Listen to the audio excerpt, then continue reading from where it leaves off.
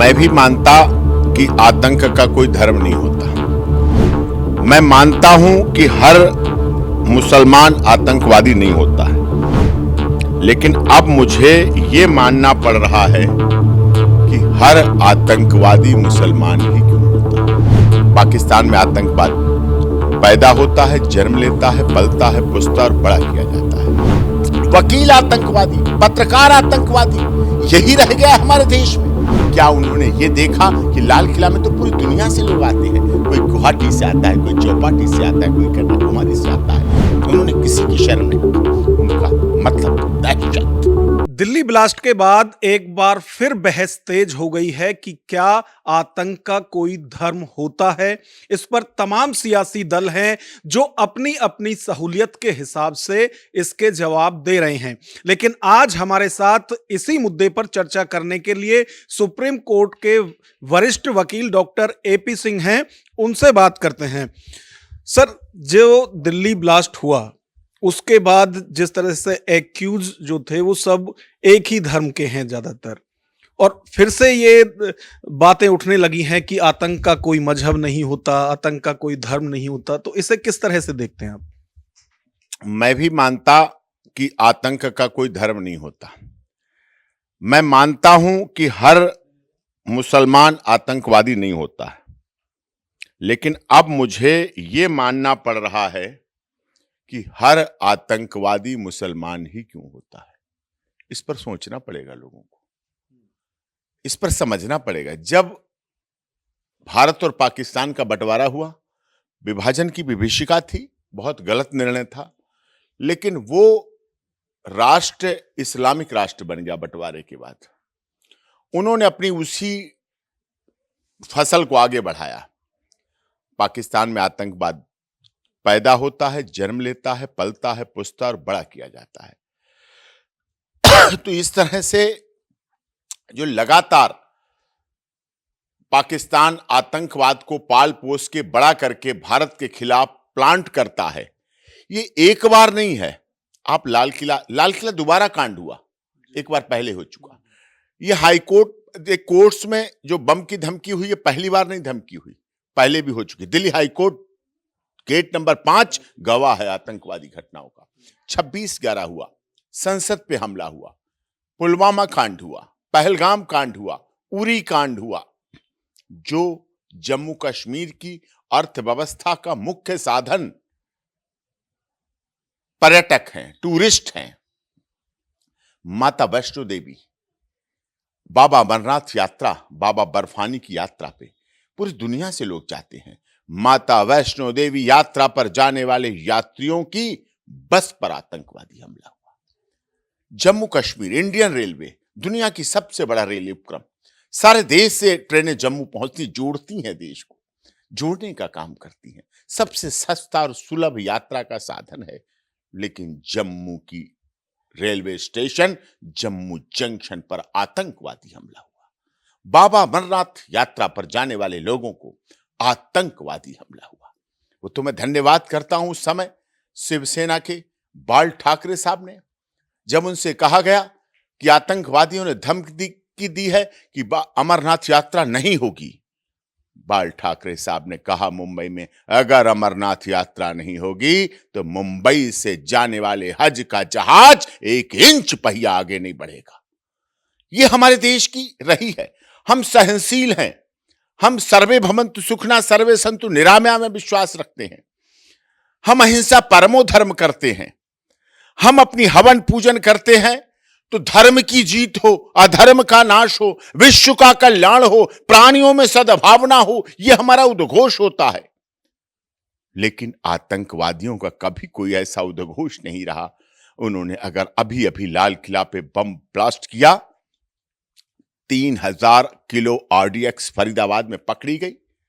उन हाथों में, क्या आप यकीन कर सकते हैं, जिन हाथों में स्टेथोस्कोप, जिन हाथों में थर्मामीटर, जिन हाथों में इंट्रावेनस के इंजेक्शन होना चाहिए थे, उन हाथों में RDX, उन हाथों में AK-47, उन हाथों में रिवॉल्वर, उन हाथों में गोलियां मिली। वो छात्र जो 10th के टॉपर रहे, जो 12th में टॉपर रहे, सीपीएमटी के टॉपर रहे, एमबीए बीएसएमडी के टॉपर रहे, यूपी पीसीएस में असिस्टेंट प्रोफेसर बनाए गए, मेडिकल कॉलेज में प्रोफेसर की नौकरी दी गई। वो छात्र जिनके आगे डॉक्टर लग गया, जो चिकित्सा विज्ञान के अधिष्ठाता हो गए, जो मेडिकल में आए हुए छात्रों को पढ़ाने के लिए वर्षों से काम कर रहे थे, वो आतंकवादी थे। आतंकवादियों की लिस्ट में doctor doctor doctor doctor doctor की लिस्ट लग गई। क्या अब हमारे डॉक्टर आतंकवादी हो गए, सिद्ध हो गया? अब इंजीनियर, प्रोफेसर, अभी दिल्ली यूनिवर्सिटी के प्रोफेसर का मामला आया था, प्रोफेसर आतंकवादी, इंजीनियर आतंकवादी, चार्टर्ड अकाउंटेंट आतंकवादी, वकील आतंकवादी, पत्रकार आतंकवादी, यही रह गया है हमारे देश में। इतनी लोगों ने पाकिस्तान में जो नफरत भर दी, यहाँ के लोगों, लोग इतनी नफरत पर चल रहे हैं हमारे अपने ही देश के लोगों को। लाल किला में मरने वाले मुस्लिम भी थे, उन्होंने नहीं सोचा कि चांदनी चौक पास में जामा मस्जिद भी है। क्या उन्होंने शर्म की धर्म की? क्या उन्होंने मजहब की इज्जत की? क्या उन्होंने गरीब अमीर दलित शोषित पीड़ित मजदूर मजलूम की इज्जत की? क्या उन्होंने क्षत्रिय वैश्य ब्राह्मण दलित शूद्र किसी की शर्म की?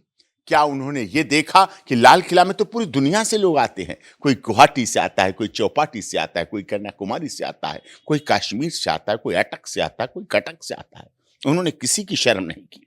उनका मतलब था दहशत, उनका मतलब था चांदनी चौक। जो शादियों के समय में लोग शादी विवाह के लिए खरीदारी करने जाते हैं, मेट्रो यात्रा का प्रमुख साधन, लाल किला दुनिया का पर्यटक स्थल है, वहां पर ब्लास्ट करके दिल्ली को दहलाने का काम किया। 3000 किलो आरडीएक्स मिलना किस बात का संकेत देता है? मैं तो धन्यवाद करता हूं जम्मू कश्मीर पुलिस को, जिन्होंने वहां से रैकी करके 3000 किलो आरडीएक्स बरामद की। अच्छा, जो अभी ये लाल किला ब्लास्ट के बाद जो ये मॉड्यूल है जिसमें कि सारे लोग डॉक्टर्स हैं, अभी तक ये कहा जाता था कि तालीम की कमी की वजह से लोग भटक जाते हैं या इस राह पर चले जाते हैं, लेकिन अब जिस तरह से डॉक्टर पेशे के लोग भी इसमें लगातार पकड़े जा रहे हैं अभी भी, तो ये मानसिकता क्या है? क्योंकि अब एजुकेशन वाली बात तो रह नहीं गई है ना, शिक्षा की बात रही। जो अस्पताल, जो विद्यालय अल फलाह यूनिवर्सिटी, उसमें क्या लिखा? शिक्षार्थ आइए सेवार्थ जाइए, शिक्षार्थ आइए आतंकवादी बन के जाइए, शिक्षार्थ आइए ब्लास्ट करने वाले बन के जाइए, शिक्षार्थ आइए मेडिकल कॉलेज में आतंकवादी बनाइए, शिक्षार्थ आइए आरडीएक्स को रखने के तरीके सीख के जाइए, शिक्षार्थ आइए बम बनाने के तरीके सीख के जाइए, शिक्षार्थ आइए आत्मघाती बम बना के जाइए, शिक्षार्थ आइए शहरों की रैकी करके जाइए, शिक्षार्थ आइए लोगों को आतंकवादी बना के जाइए। यह अब मकसद हो गया है। शिक्षा का न तब था न अब था। व्यक्ति मन से आतंकवादी बनता है, व्यक्ति दिमाग से आतंकवादी बनता है। आवश्यकता इस देश में कहीं कोई भूखों नहीं मर रहा। जब कोरोना काल में कोई भूखों नहीं मरा तो कौन सोच सकता है? अब तो शिक्षा का भी महत्व नहीं रहा। 10th 12th के टॉपर आतंकवादी बने, डॉक्टर एमबीबीएस एमडी डॉक्टर बने। क्या इन्होंने मरीजों को देखा होगा? क्या इन्होंने मेडिकल कॉलेज में पढ़ाया होगा किसी को? क्या इन्होंने इस तरह का कुछ कार्य किया होगा? इसका मतलब सब कुछ असंभव सा लग रहा है पूरा। अब तो सब पे शक करनी पड़ेगी, कौन आस्तीन का सांप है। अब देश के हर नागरिक को जो रह रहा है उसको बिना वर्दीधारी पुलिस वाला बनना पड़ेगा।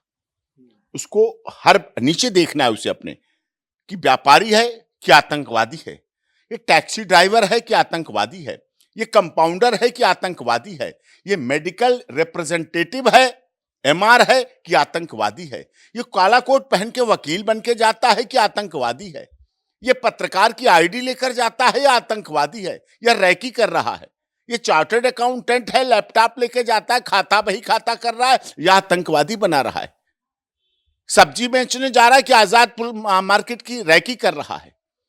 इस तरह कोई गरम मसाला लेने जा रहा है, कोई व्यापारी है चांदनी चौक जा रहा है, कहां जा रहा है, लोगों को यही नहीं पता अब कौन है क्या, पहचाने कैसे। पहले शिक्षा की बात आई, अब शिक्षा की खत्म हो गई, आर्थिक अभाव की बात आ गई। एक सांसद ने कहा ये भटके हुए लोग हैं, भटके हुए लोग हैं, इन्हें अभी तक भटके दिख रहे हैं। अगर भटके हुए लोग हैं तो ऐसे भटके हुए लोगों को पुलिस को सीधे भटकाकर 72 हूरों के पास पहुंचा देना चाहिए। सीधे रास्ता भटका के पहुंचाएं 72 हूरों के पास। इनका वहीं ठिकाना है, इनके लिए जेल भी छोटी पड़ जाएगी। जेल भी पवित्र जगह है, कारागार है, उसमें भी सुधरने के लिए बोला जाता है। गाना चलता है, मैली चादर ओढ़ के प्रभु जी पास तिहारे आया। हे हरिहर, मैं माली चादर लेके आया हूं, मुझे सुधारो, मुझे मुख्य धारा में जोड़ो। उसमें रहने वाला अपराधी फिर से जमानत कराकर बरी होकर मुख्य धारा में जुड़ना चाहता है। आतंकवादियों के लिए वो जगह भी नहीं है, उससे भी कड़ी सजा मिलनी चाहिए इनको। अच्छा, जो कांग्रेस के या समाजवादी पार्टी के सांसद लगातार ये कह रहे हैं कि ये लोग भटके हुए हैं, वही ये दलील भी दे रहे हैं कि जो इनका रास्ता है वो इस्लाम का रास्ता नहीं है। लेकिन जब बात इस पे आती है कि ये इस्लामिक टेरर है, तो उससे सब दूसरी तरफ चले जाते हैं। तो जब वो उन लोगों को कह रहे हैं कि ये इस्लाम का रास्ता नहीं है, वो जो भी आतंकी हैं, तो ये कहने में क्या गुरेज है कि इसका इस्लाम जो है वो टेरर है? मैं कह रहा हूं इस्लाम टेरर है।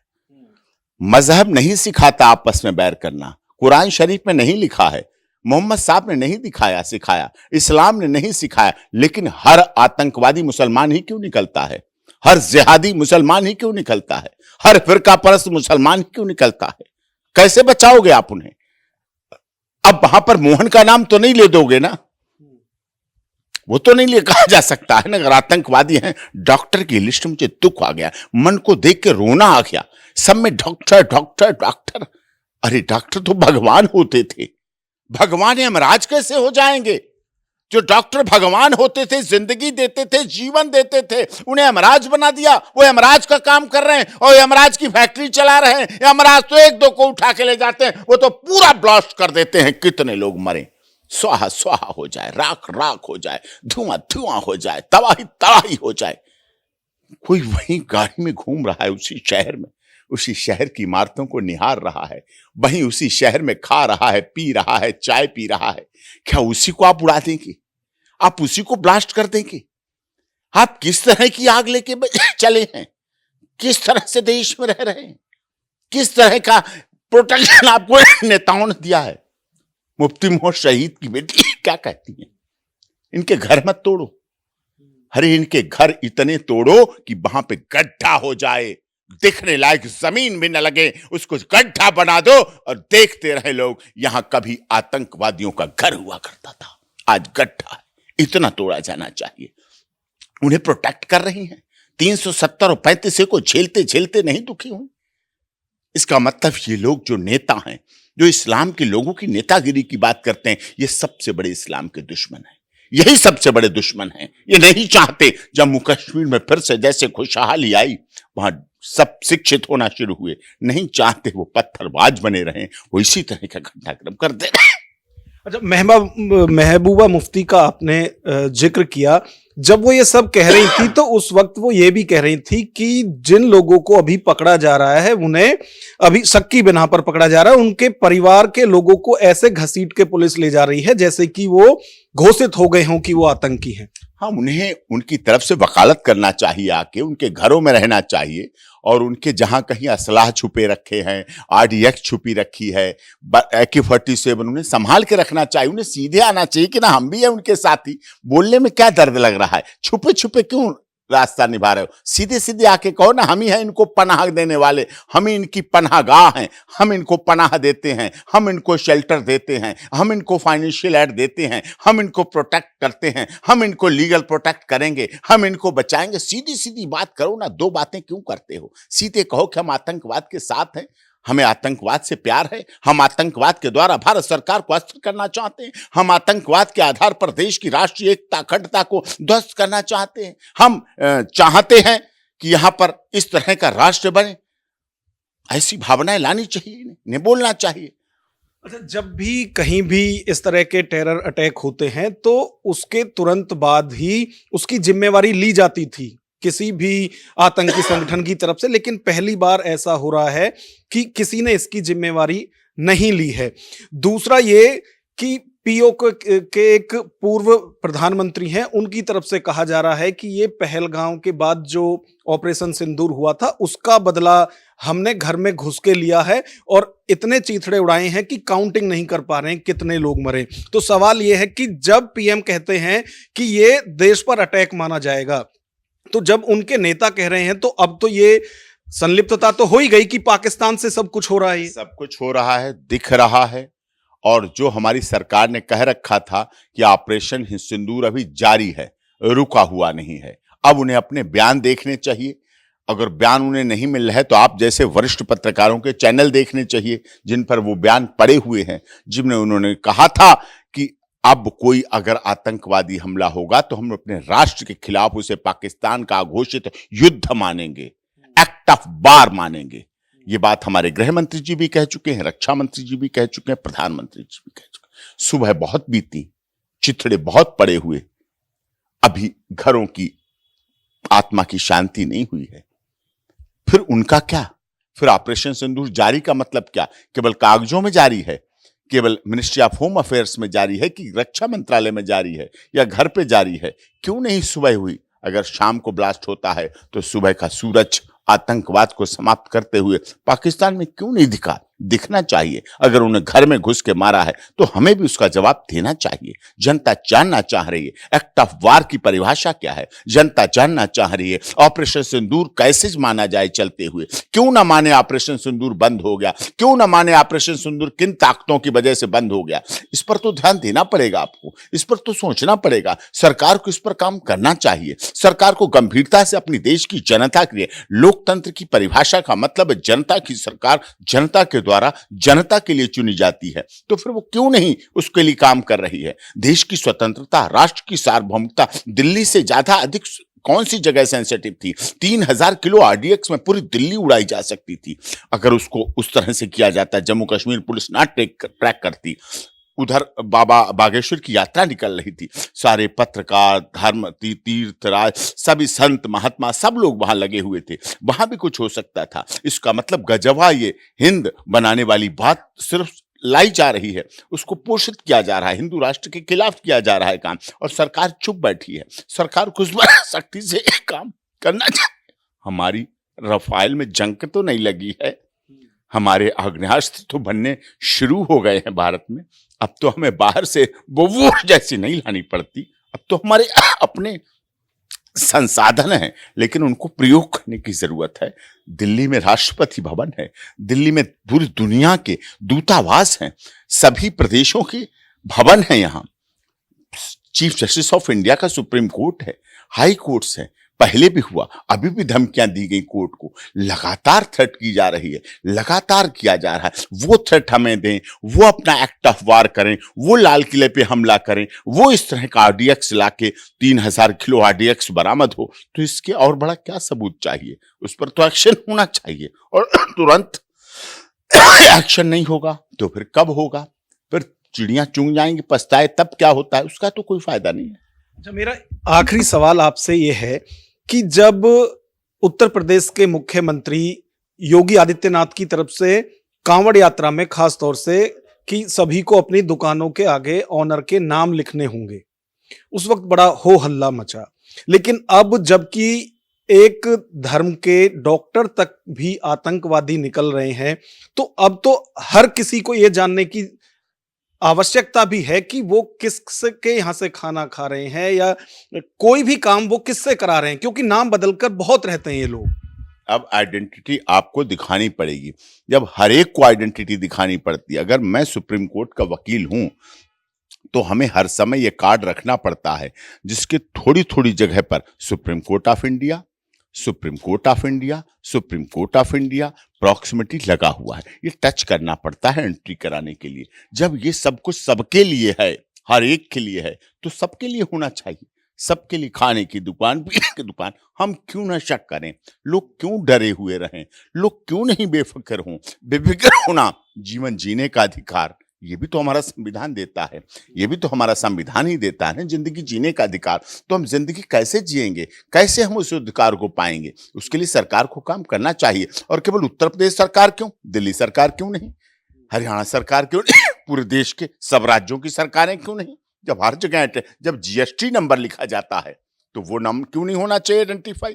जब गाड़ी पर आरसी का नंबर लिखा जाता है तो उसका वो क्यों नहीं होना चाहिए? होटल पे क्यों नहीं होना चाहिए? ढाबे पे क्यों नहीं होना चाहिए? मेडिकल स्टोर पे क्यों नहीं होना चाहिए? अस्पताल पे उसका मालिक कौन है ये भी होना चाहिए। स्कूल कॉलेज का मालिक भी होना चाहिए। हर जगह जब होता है, जब आपके चैनल की आईडी न्यूज वॉच इंडिया, इसको आपको लिखना पड़ता है, हर जगह बोलना पड़ता है। आपके स्टूडियो, इतना बड़ा आपका स्टूडियो, हर जगह आपके एडिटर इन चीफ का कमरा, नेम प्लेट, कोरियोग्राफर, ये सबके नाम प्लेट आपके लगे हैं वहां, तो उनका क्यों नहीं सबके पे होना चाहिए? ये तो सिद्धांत बनना चाहिए। इसके लिए तो केंद्र सरकार को ऑर्डिनेंस लाना चाहिए, कानून लाना चाहिए। अगर आज भी नहीं लाओगे, जब अल फला यूनिवर्सिटी आतंकवाद का केंद्र बन सकती है, तो सोचिए आप कितना बड़ा विश्वासघात इस देश की जनता का, इस देश के रहने वाले लोगों का, इस देश में आस्तीन के सांप के लोग कर रहे हैं ऐसा। तो कब सजग होंगे, कब जागरूक होंगे?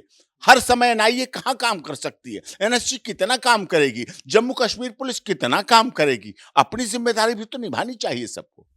बिल्कुल। तो लगातार जिस तरह से ये बहस आगे बढ़ रही है कि आतंक का कोई धर्म नहीं होता, ये हर कोई मानता है कि ठीक है, आतंक का कोई मजहब नहीं है, कोई धर्म नहीं है, लेकिन सवाल तब उठते हैं जब आतंकवादी सब एक ही मजहब के होते हैं। कैमरामैन विवेक के साथ Nagendra Bhati, news watch India, Delhi.